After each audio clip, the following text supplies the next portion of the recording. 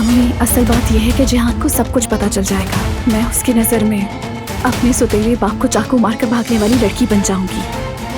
फिराद, तुम मेरा तोहफा वापस कर रही हो? जिसे पसंद करो उसे दे देना। मैं जा रही हूँ अब। गुल, मैं तुमसे बहुत मोहब्बत करता हूँ। मौका दो ताकि मैं तुम्हें वो मोहब्बत दे सकूं जिसकी तुम मुस्तहिक हो। कहा भी है तुमसे मत करो ये। तुम बारान साहब से भाग रही हो। जितना चाहो भाग लो, कोई फायदा नहीं।